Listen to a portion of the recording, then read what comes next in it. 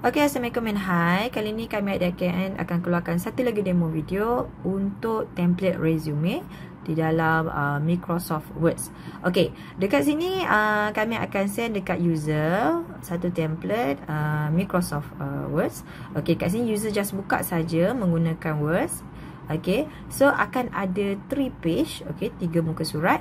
So dekat sini user just boleh adjust mengikut kepada detail yang user adalah detail user. So macam contoh this one, okay, this one first page, okay, untuk logo ataupun gambar. So just klik kanan, change picture dan masukkan, pergi pada folder location user.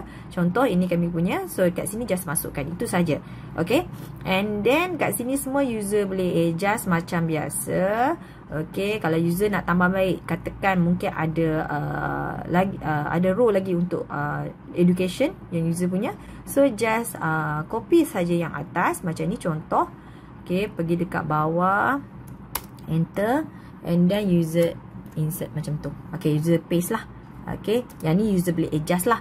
Okay, untuk kedudukan adjust semua, user just highlight saja macam ni, pergi dekat bahagian paragraph kat sini. So kat sini user boleh adjust mengikut kepada size ataupun line spacing yang user nak. Contoh katakan 1.5 line, so user boleh adjust lah. Kalau tak, back to normal macam ni, kita pergi single macam ni.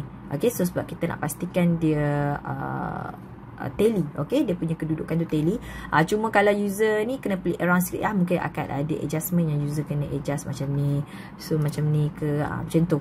Okay, untuk yang ni basic skill dalam penggunaan words lah. So far yang ni template yang sedia ada, user just insert saja, type in saja detail yang user punya. So kat sini kita just kosongkan, okay, full name apa semua. Okay, nak baik apa semua. And then untuk yang selain daripada tu, yang ada bahagian macam contoh this one, ada mungkin user ada lebih daripada 2 pilihan bahasa yang user boleh ada skill. So just klik kat sini, okay, pergi kat titik kat sini kan, just klik kanan, insert row below. So kat sini user boleh type in saja, user tak ada masalah. Okay, kalau nak delete, just mungkin ada satu saja language yang user prefer. So yang this one nak delete, remove, just highlight saja, dan kat sini delete cell. Okay, then pergi pada entire row, delete entire row, macam ni. Okay, ni basic skill lah dalam penggunaan Microsoft Words. Okay, yang lain tu, okay, ni pun sama juga untuk reference. Kalau user nak insert, just klik dekat last row tu, insert row below. Yang ni user boleh type in ataupun user boleh adjust mengikut kepada size yang user nak. Okay, itu sahaja untuk resume template. So user boleh print macam biasa. So nanti dia akan jadi 3 page lah. Selain daripada tu, misal kata ada on tu, mungkin akan ada lebih page ataupun ada berkurang lah daripada asal.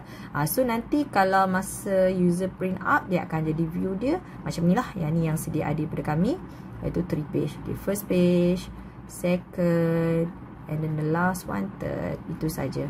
Okay, selain daripada tu, kalau user nak on or something, user boleh inform kat kami. Nanti free kami akan take note lah untuk customer. Itu saja. Thank you.